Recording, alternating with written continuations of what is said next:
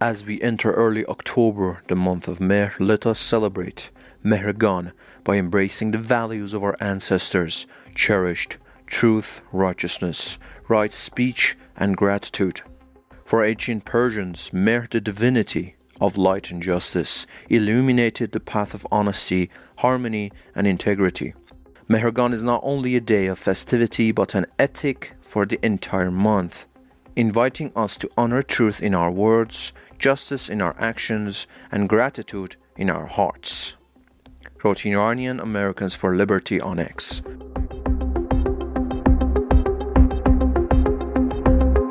The judiciary of the Islamic Republic announced that the death sentence of Bahman Choubi Asl, a database specialist and employee of a knowledge-based technology company, was carried out.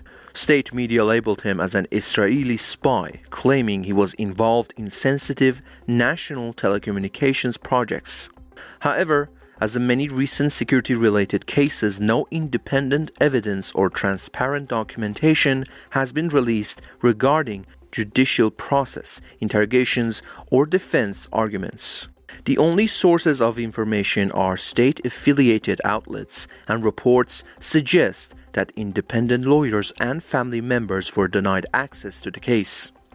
This execution has once again raised serious concerns about the lack of judicial transparency, violations of defendants' rights, and the widespread use of espionage accusations as a tool to target experts, activists, and political critics in Iran.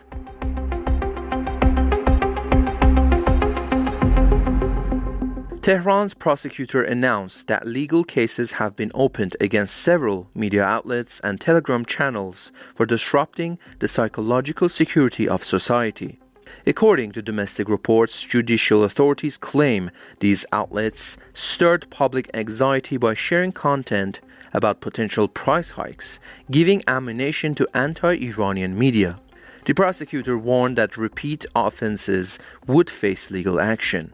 The move comes as the snapback mechanism was activated and United Nations sanctions reinstated.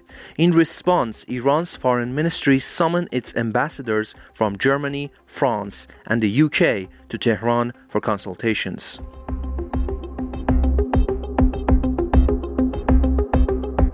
With the approval of the Guardian Council, the bill known as the Law on Intensifying Punishment for Espionage and Collaboration with the Zionist Regime and Hostile Governments has officially become law. Under this new legislation, not only intelligence or security cooperation, but also media, promotional, and cyber activities linked to hostile states or groups are now criminalized. Some of these offenses are categorized as corruption on earth, known as Ifsad fil Arz, a charge that can carry the death penalty, while others are punishable by long prison sentences and permanent dismissal from government service. Hadi Tahan Nazif, spokesperson for the Guardian Council, announced that after revisions and corrections by the parliament, the bill was deemed consistent with Islamic law and the constitution and has now taken effect. At the same time, the bill on regulating civilian drones was also approved by the council. This law, passed by the parliament in July, has sparked widespread criticism. A group of university professors, lawyers, and legal experts issued a statement describing it as a disaster for the country's legal and judicial system. They warned that its broad definition could criminalize a wide range of civil, media, and even academic or research activities.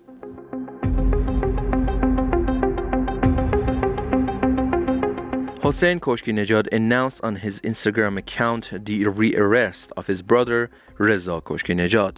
Reza Koshkinejad, a former first sergeant in the Army's Air Defense Force and a former political prisoner, is known as a patriotic pro-monarchy activist. In his post, Hossein wrote, "With the activation of the snapback mechanism, the arrest mechanism has been reactivated as well."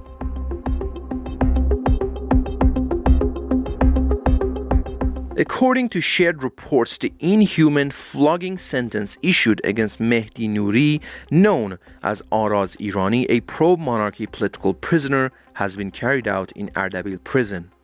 Mr. Nouri was previously arrested for raising the national flag bearing the lion and sun emblem and displaying images of the late Pahlavi monarchs in public. Since his arrest, 3 separate cases have been opened against him.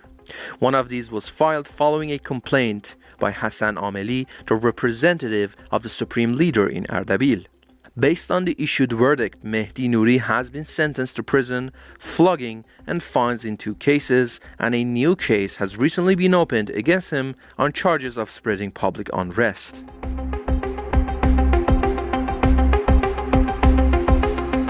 Manucher Bakhtiari, father of the late Puya Bakhtiari, was released after 1,615 days in Qazvin's Chubindar prison, but immediately sentenced to 2 years of exile in Bandar Abbas. His wife, Sara Abbasi, wrote on Instagram, "They didn't even let my husband come home. Our dear Soren has been waiting since morning with a bouquet to hug his father."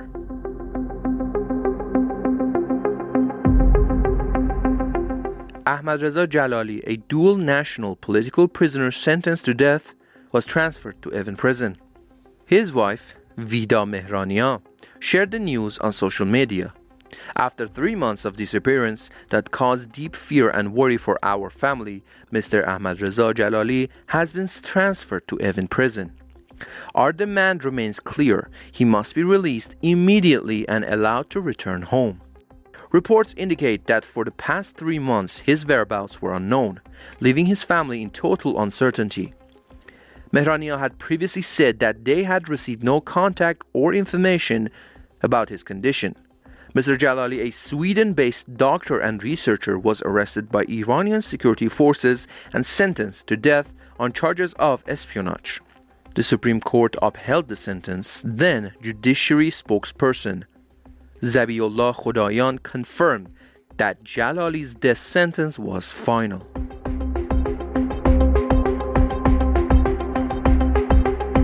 The indictment for political prisoner Amir Hossein Mousavi has been issued and referred to Branch 15 of Tehran's Revolutionary Court, headed by Judge Abul Qasim Salavati. According to reports, Mr. Mousavi faces charges of gathering and conspiring to commit crimes against national security and propaganda against the regime. An additional charge of insulting sacred beliefs has also been filed, which falls under the jurisdiction of Tehran's Provincial Criminal Court, Branch 1. A source close to Mr. Mousavi's family said, after 10 months of investigation in Branch 5 of Tehran's District 33 Prosecutor's Office, with his bail raised to 10 billion tomans, Mr. Amir Hossein's case was referred to Branch 15 of the Revolutionary Court. His lawyer, Reza Shafakha, had previously criticized the prolonged uncertainty surrounding his client. Mr. Mousavi, a 41-year-old Tehran resident, was arrested while traveling from Mehrabad airport to Kish. Reports indicate that his social media account on X under the username James B. Dean had been monitored for nearly 6 months, leading to his identification and arrest.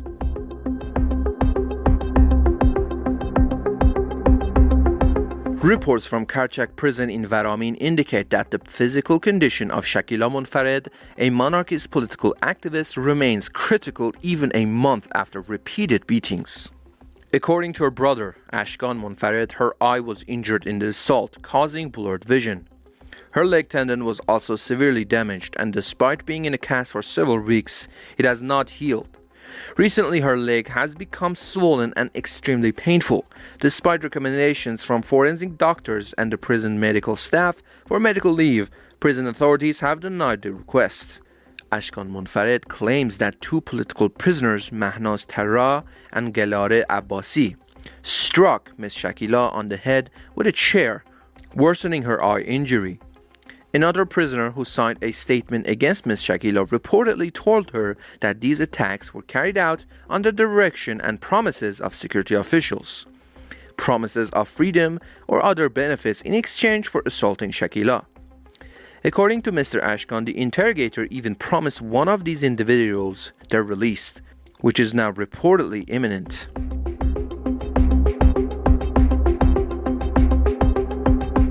Judicial authorities of the Islamic Republic have opened a new case against Zohre Sarv, a pro-monarchy political prisoner. According to sources close to her, she was suddenly transferred from Karchak prison to Branch 8 of the Shahr Ray prosecutor's office without prior notice. She now faces a new charge of chanting slogans inside the prison and has been issued a bail order of 100 million tomans.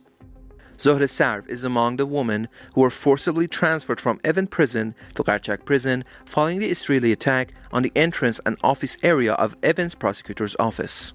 Meanwhile, 19 female prisoners in Karchak have launched a hunger strike, protesting their continued detention in this facility and demanding to be returned to Evin prison.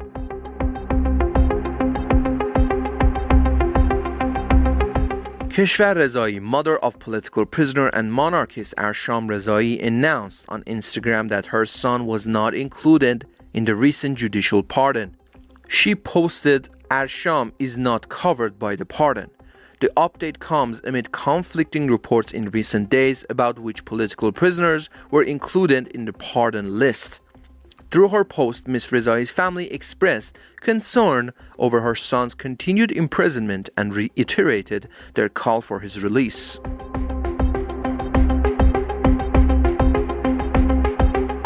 The tragic murder case of 9-year-old Iliazadeh Hossein from Rasht has taken new dimensions.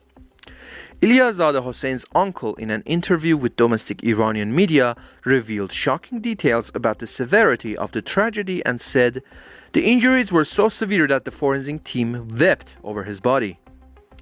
He also emphasized that the accused had a prior record of multiple child sexual abuse cases, and some families even stated that their child had been a victim of this same person and had been repeatedly threatened with death by him.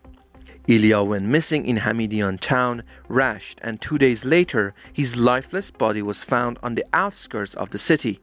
The 38-year-old suspect, who was a satellite installer and agency technician, was arrested, and during interrogations confessed to kidnapping, child abuse, sexual assault, and murder.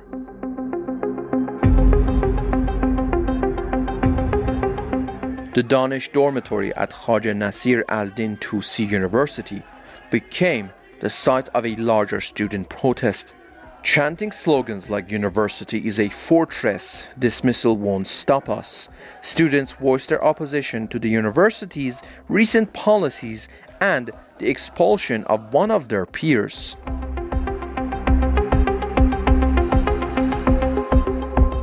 Students at Isfahan Medical University's dorm staged a protest by refusing to eat cafeteria food.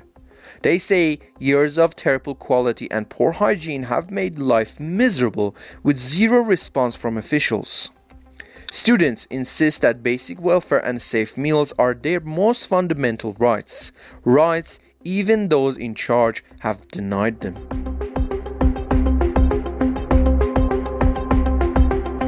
Staff from Razi Psychiatric Hospital, Aminabad, took to the streets demanding a year's worth of unpaid wages and benefits. They denounced the hospital and rehab university officials for incompetence, saying managers have irresponsibly abandoned workers in unbearable conditions.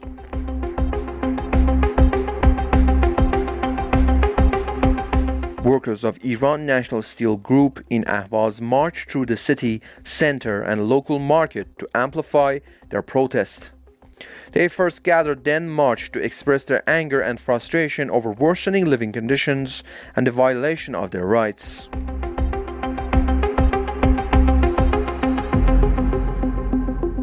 Bakers in Mashhad protested for the second day in a row outside the governor's office, chanting, "Our rights haven't been paid for 100 days. The bread production cycle is at risk." Also, bakers in Isfahan gathered outside the governor's office to protest the government's unfulfilled promises.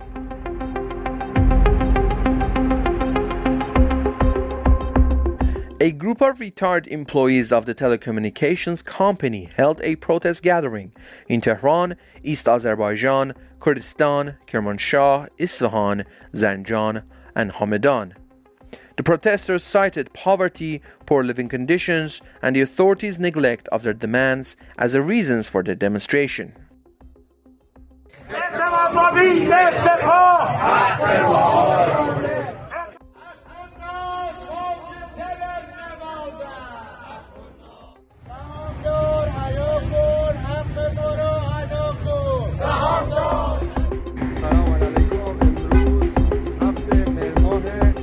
Drivers of old minivans in Mashhad held a protest over the city's falling transport system. They voiced frustration at the worn-out fleet and officials' indifference to their harsh working conditions. The drivers stressed that constant breakdowns, unsafe vehicles, and the lack of real support have pushed both their work and livelihoods to the breaking point.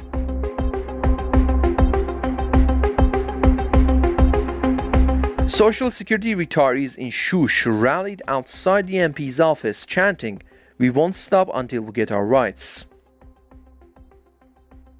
Also, a group of Social Security retirees in Gilan held a protest against poverty, harsh living conditions, and the neglect of their demands.